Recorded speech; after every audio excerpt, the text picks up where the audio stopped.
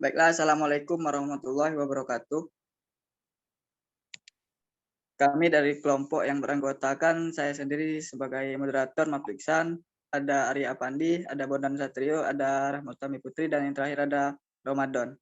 Baiklah, pada kali ini kami akan membahas tentang transformator. Baiklah, langsung saja ke slide pertama.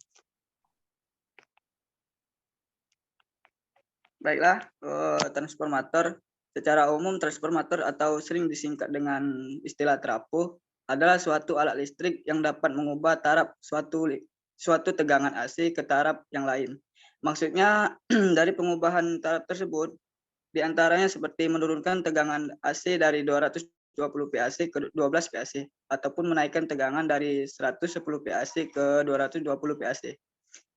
Ada banyak sekali jenis transformator yang pada kali ini akan saya jelaskan secara rinci. Adapun untuk jenis-jenis transformator adalah sebagai berikut ini. Satu, transformator step up. Transformator trafo ini merupakan lilitan sekunder yang banyak jika dibandingkan dengan lilitan pada primer. Trafo ini dapat menaikkan tegangan, biasanya trafo ini dapat untuk pembangkit listrik untuk menaikkan tegangan. Yang kedua, transformator step down.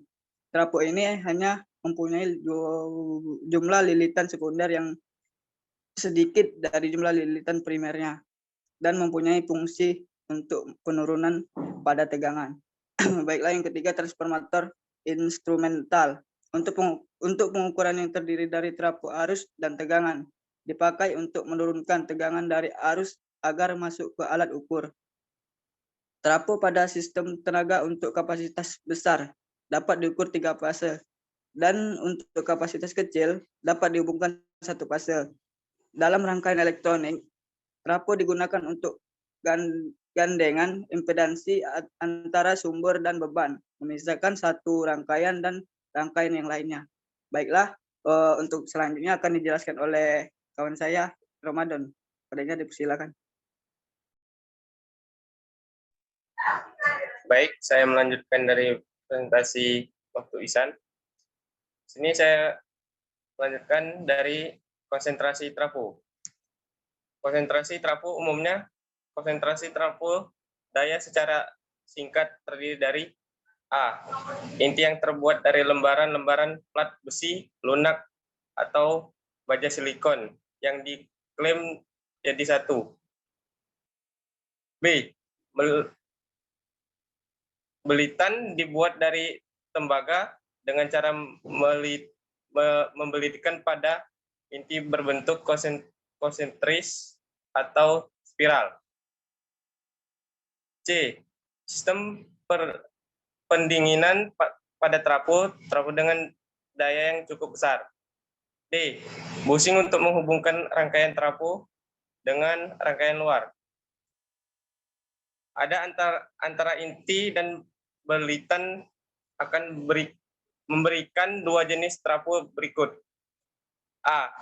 Jenis inti core, yakni belitan mengelilingi inti untuk trafo dengan daya dan tegangan yang tinggi. B. Jenis cangkang, yakni mengelilingi belitan untuk trafo berdaya rendah. Lanjut.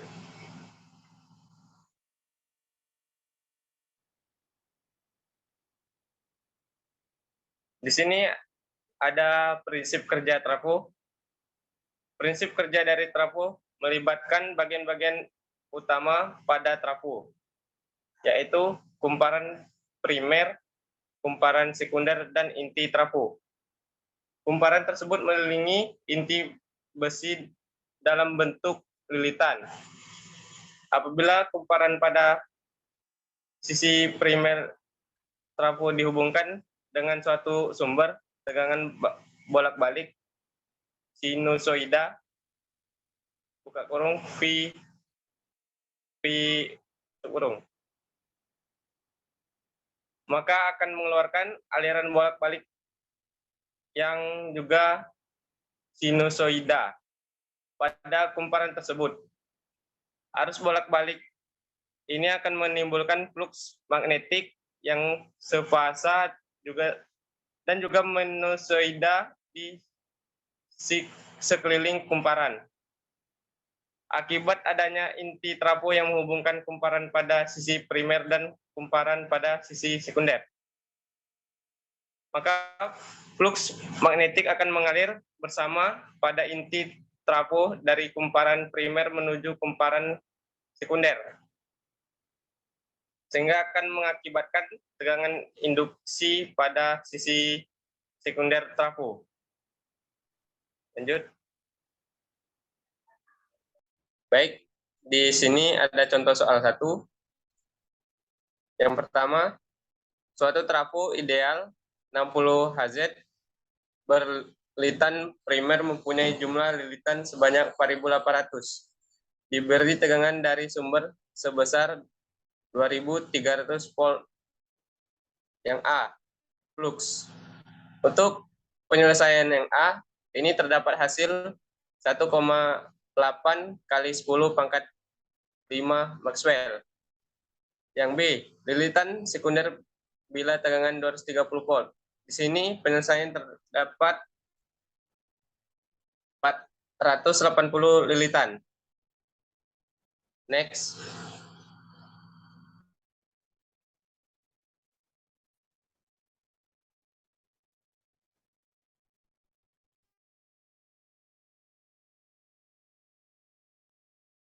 Next, lanjut.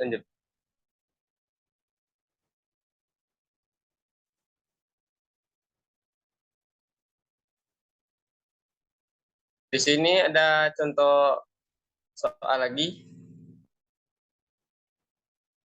Suatu trafo ideal suatu fase mempunyai 200 lilitan pada belitan primer dan 100 lilitan pada sekunder. Jika belitan primer dihubungkan dengan tegangan sumber sebesar 200 volt dan arus beban sekunder 20 ampere. A, arus primer.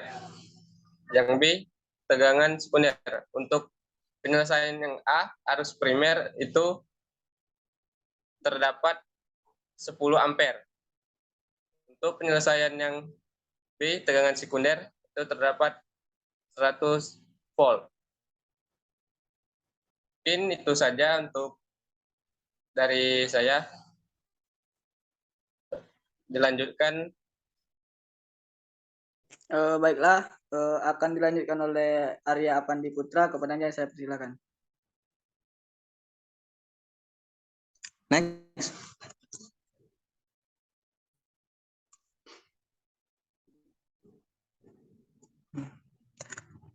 Kondisi transformator secara praktis.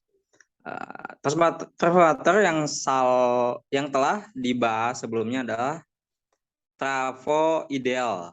Akan tetapi secara praktis, belitan trafo mempunyai resistansi dan reaktansi bocor, baik untuk sisi primer maupun sisi sekunder. Bisa dilihat di gambar 44 berikut. Dari gambar 44 tersebut, maka parameter serta persamaan yang menyatakan hubungan parameter adalah sebagai berikut.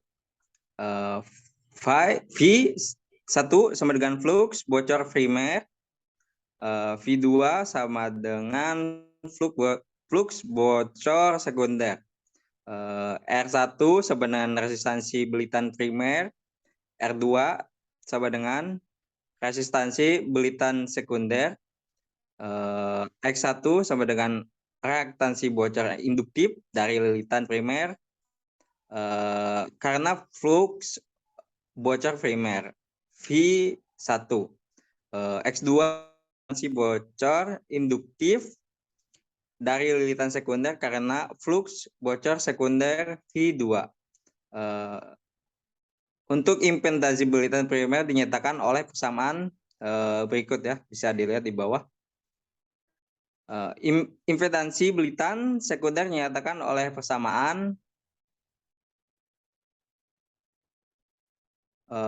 Karena trafo berbeban, maka arus yang mengalir mengakibatkan rugi tegangan pada primer maupun pada sekunder secara vektor dituliskan sebagai berikut. Dari persamaan 412 dan 413 didapatkan persamaan berikut. Nah, next. Untuk berikut ada contoh soal suatu trafo penurun tegangan dari 2300 volt menjadi 230 volt mempunyai daya 750 kVA dan 60 Hz. Resistansi dan reaktansi dari belitan R1 sama dengan 0,093 ohm, R2 sama 0,0093 ohm, X1 sama dengan 0,280 ohm, X2 sama dengan 0,00228 ohm. Trafo bekerja dengan beban penuh. Hitung arus primer dan sekunder, impedansi belitan primer dan sekunder, jatuh tegangan pada belitan primer dan sekunder, tegangan induksi pada belitan primer dan sekunder, perbandingan transformasi, dan perbandingan transformasi tegangan. Berikut penyelesaian yang menghasilkan 0,295 ohm. Lanjut.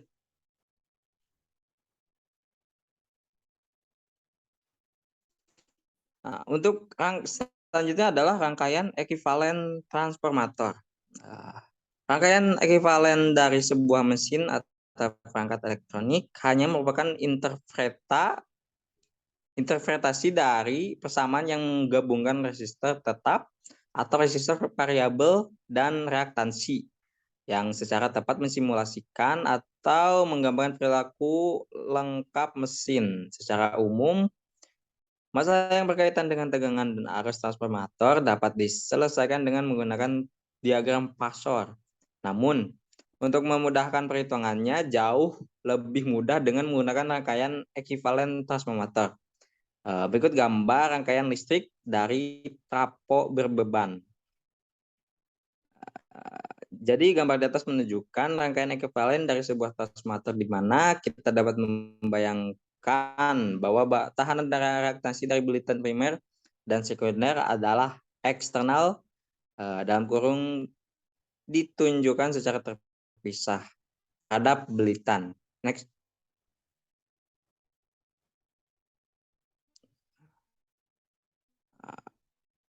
Masih dari rangkaian ekivalen transformator.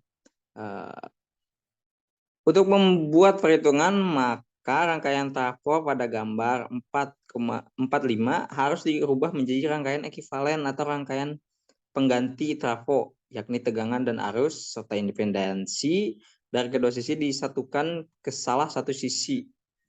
Bisa ke sisi primer atau ke sisi sekunder. Bila rangkaian sekunder ditransfer atau dipindahkan ke sisi primer, maka besaran tegangan, arus, dan impedansinya harus berubah harganya. Lihat gambar berikut 46 berikut. Nah, berikut adalah rangkaian sekunder trafo ditransfer ke primer. Perubahan harga besaran tersebut di atas akan mengikuti persamaan berikut. Harga tegangan, arus, dan impedansi dari sisi sekunder yang telah disesuaikan dengan mempergunakan persamaan 416, gambar di 416 ya.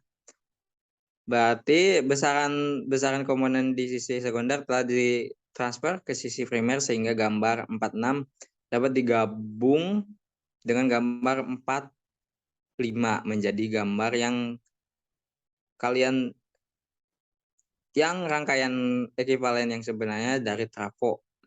Lihat gambar. Nah, berikut dari gambar 47 rangkaian ekivalen yang sebenarnya dari transformator.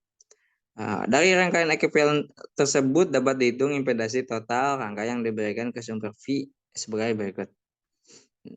Next.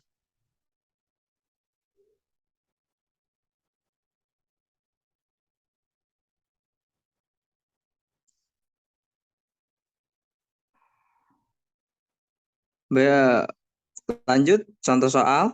Suatu trafo 2300 per 2230 volt, 50 Hz mempunyai parameter sebagai berikut. R1 sama dengan 0,286 ohm, R2 sama dengan 0,319 ohm, RV sama dengan 250 ohm, X1 sama dengan 0,73 ohm, X2 sama dengan 0,73 ohm, XV sama dengan 1250 ohm. Impedansi beban sekunder ZL sama dengan 0,387 ditambah J 0,29. Dengan mempergunakan rangkaian ekuivalen sebenarnya, hitung arus primer, arus sekunder, arus beban nol, faktor daya input atau masukan, daya input atau daya masukan, daya output atau daya keluaran, dan rugi tembaga primer, sekunder, rugi inti, dan efisiensi. Berikut penyelesaian dan dihasilkan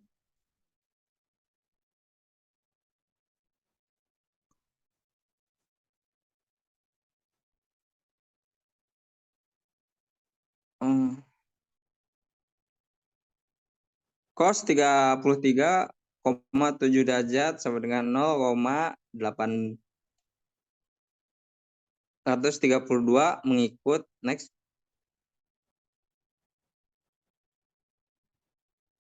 Baiklah, kepada Arya Apandi Putra, saya ucapkan terima kasih. Baiklah, materi selanjutnya akan disampaikan Rahma Utami Putri. Kepadanya saya persilakan. Baiklah, pengujian transformator. Maksud dan tujuan pengujian trafo adalah untuk mengetahui watak kerja trafo dengan memperhitungkan 4 parameter utama, yakni 1. Resistan ekivalen berdasarkan primer atau RE1 atau berdasarkan sekunder RE2. 2. Reaktans bocor ekivalen berdasarkan primer XE1 atau berdasarkan sekunder XE2. 3. Konduktans rugi inti G atau kebalikan resistan R. 4. Suseptans magnetisasi atau kebalikan reaktans X0. Keempat parameter tersebut dapat dengan mudah ditentukan melalui 2 macam pengujian, yakni yang pertama, pengujian beban nol, yang kedua, pengujian hubung singkat. Masing-masing pengujian akan dibahas berikut. A. Pengujian beban nol. Maksud dan tujuan pengujian. 1. Menentukan rugi beban nol atau rugi inti. 2. Menentukan harga X0 dan R0. B. Rangkaian pengujian. Bisa dilihat gambar 4.10. Ini adalah gambar rangkaian pengujian beban nol dari trafo. C. Cara pengujian. 1. Pasang meter, yakni voltmeter, ampermeter, dan wattmeter. Pada sisi tegangan rendah dalam hal ini adalah sisi primer. 2. Sisi tegangan tinggi atau sisi sekunder dibiarkan terbuka atau beban nol. 3. Masukkan tegangan V1 atau tegangan nominal pada terminal sisi primer. 4. Catat daya input beban nol atau W0 pada wattmeter, arus beban nol I0 pada ampermeter, dan tegangan V1 pada voltmeter. D. Analisis. Daya input beban nol atau W0 yang dibaca pada wattmeter adalah sebagai berikut. Bisa dilihat di sini. Arus beban nol I1 amat kecil jika dibandingkan dengan arus beban penuh primer, hanya sekitar 2-3%. Oleh karena itu, rugi tembaga primer dapat diabaikan, sehingga secara praktis daya input beban 0 atau W0 dipergunakan untuk mengatasi rugi-rugi inti.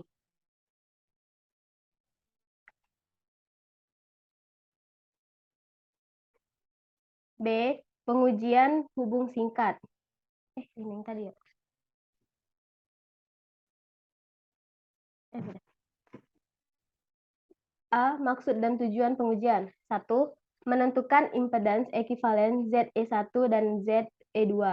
Reaktans bocor ekivalen XE1 dan XE2 dan resistans total dari trafo berdasarkan belitan di mana alat-alat ukur dipasang.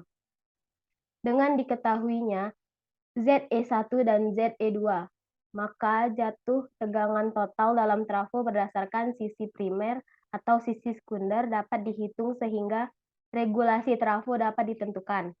2. Menentukan rugi tegangan pada waktu beban penuh atau pada sembarang beban. Rugi ini dapat dipergunakan untuk menghitung efisiensi trafo. B. Rangkaian pengujian. Bisa dilihat pada gambar 4.11. Ini adalah gambar rangkaian pengujian hubung singkat trafo. C. Cara pengujian. 1. Pasang meter yakni wattmeter, voltmeter, dan ampermeter pada sisi tegangan tinggi. 2. Sisi tegangan rendah di hubung singkat. 3. Beri tegangan pada sisi TT atau sisi primer, dinaikkan sedikit demi sedikit sampai arus hubung singkat TR sama dengan arus beban penuh trafo. 4. Catat daya input primer atau WSC pada wattmeter, arus primer ISC pada ampermeter, dan tegangan input VSC pada voltmeter. D. Analisis. Pemberian tegangan pada sisi TT hanya berkisar antara 5-10% dari tegangan nominal.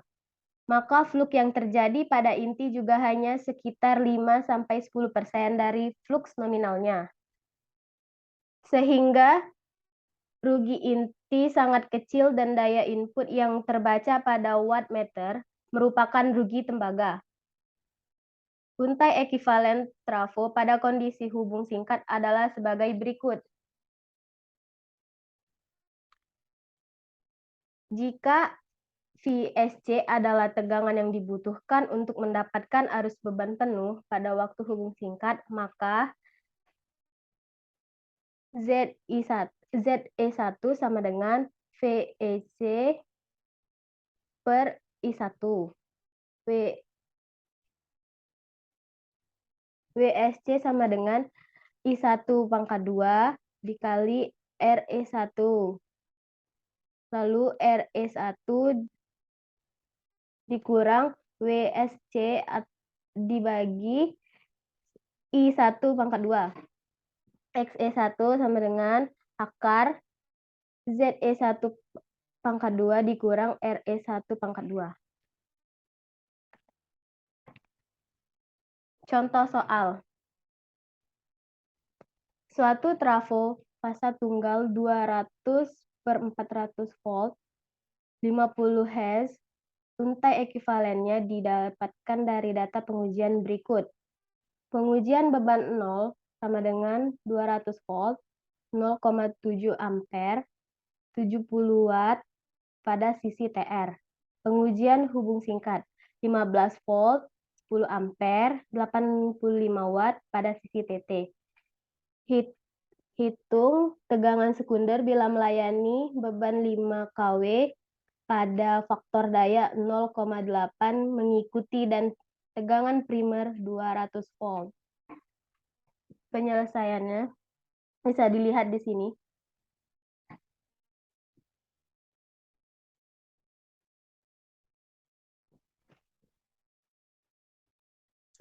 Baiklah, penjelasan selanjutnya akan dijelaskan oleh Bondan Satrio. Kepadanya saya persilakan. Baiklah, saya akan melanjutkan presentasi dari Rahma Utami Putri. Efisiensi transformator. Efisiensi dari setiap peralatan dalam bidang teknik adalah daya keluaran dibagi dengan daya masukan. Dapat dinyatakan dalam persen atau dengan persamaan. Efisiensi sama dengan daya keluaran per daya masukan dikali dengan 100%. Dari pengujian beban nol dan pengujian hubung singkat didapatkan rugi total pada trafo sehingga daya masukan sama dengan daya keluaran ditambah dengan sigma rugi. Dengan demikian, efisiensi trafo berdasarkan rugi-rugi yang ada sama dengan efisiensi sama dengan daya masukan dikurang sigma rugi per daya masukan dikali dengan 100%. Atau bisa dengan menggunakan rumus di bawah ini. Lalu daya keluaran trafo dalam besaran watt. Terdapat dua macam rugi pada trafo. Satu atau A, rugi inti. P sama dengan W dari pengujian beban 0. Lalu B, rugi tembaga sama dengan J2 per 2 dikali dengan R2 dari pengujian hubung singkat. Berdasarkan daya keluaran dan rugi-rugi, maka efisiensi trafo adalah sebagai berikut persamaannya. Next. Masuk ke contoh soal 8. Suatu trafo satu fase 25 kPa titik koma 2200 per 220 volt mempunyai resistance primer 1,0 ohm dan resistance sekunder 0,01 ohm.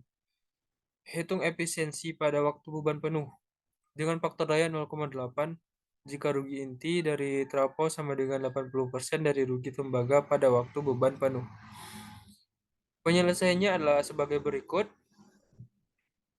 Langsung saja untuk hasilnya adalah 97,7%.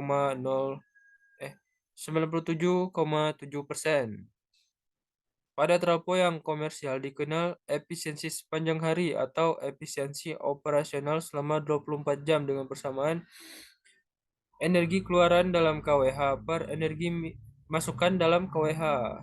Ya, ini adalah persamaan untuk soal berikutnya. Yaitu contoh soal 9. Suatu trafo satu fase 0,5 kPa mempunyai rugi inti 35 watt dan rugi tembaga 40 watt pada waktu beban penuh. Trafo bekerja dengan tekanan kPa penuh dan faktor daya 0,8 mengikut untuk 6 jam. Kemudian bekerja dengan setengah takaran kPa untuk 12 jam pada faktor daya 0,5 mengikut. Selanjutnya tidak berbeban selama 6 jam. Maka hitung efisiensi sepanjang hari dari trafo tersebut. Penyelesaian. Rugi tembaga pada beban penuh sama dengan 40 watt. Rugi tembaga setengah beban penuh sama dengan dalam kurung 0,5 tutup kurung pangkat 2 dikali dengan 40 sama dengan 10 watt. Rugi tembaga beban penuh selama 6 jam sama dengan 6 dikali 40 sama dengan 240 watt. Rugi tembaga 0,5 beban penuh selama 12 jam sama dengan 12 dikali 10 sama dengan 120 watt. Rugi tembaga total selama 24 jam sama dengan 240 ditambah 120 sama dengan 360 watt hour atau sama dengan 0,36 kWh. Rugi inti selama 24 jam sama dengan 24 dikali dengan 300. Rugi inti selama 24 jam sama dengan 24 dikali 35 sama dengan 840 Wh atau sama dengan 0,84 kWh. Rugi total selama 24 jam sama dengan 0,5 rugi total selama 24 jam sama dengan 0,36 ditambah 0,84 sama dengan 1,2 kWh. Energi keluaran selama 24 jam sama dengan 6 dikali daya keluaran pada waktu beban penuh sama dengan 12 dikali setengah daya keluaran beban penuh sama dengan 6 dikali 5 dikali 0,8 ditambah 12 dikali 2,5 dikali 0,5 sama dengan 39 kWh. Untuk hasil akhirnya adalah 39 kWh, yaitu energi yang dikeluarkan selama 24 jam Oke, next. Baiklah, sekian presentasi dari saya, Bondan Satrio. Saya serahkan ke moderator. Baiklah, pada penjelasan terakhir ini yaitu ada transformator 3 fase, pembangkitan tenaga listrik dan pengirimannya sampai konsumen. Biasanya dilakukan dalam sistem 3 fase.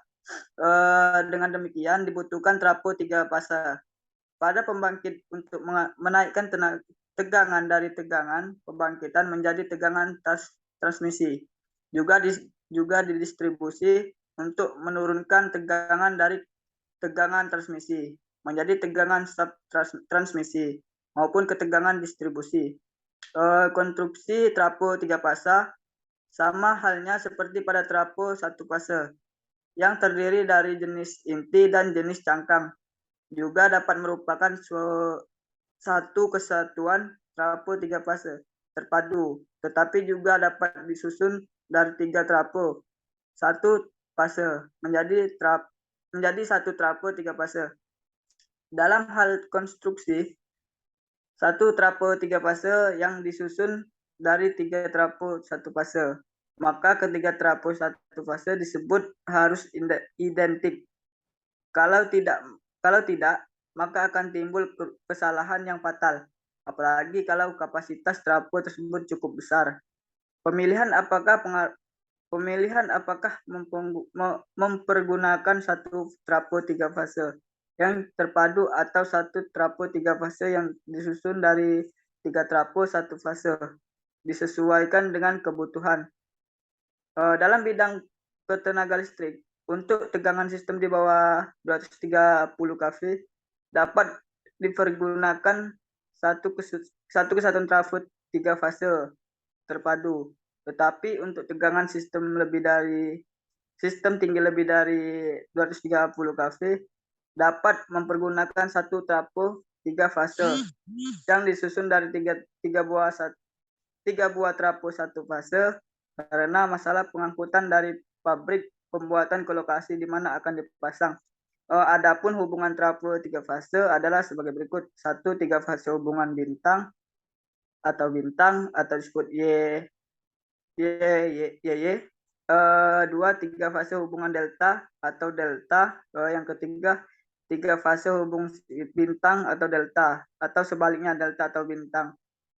Yang keempat, 3 fase hubungan delta terbuka. Yang kelima, yang terakhir yaitu 3 fase hubungan Scott. Mungkin itu saja presentasi dari kelompok kami.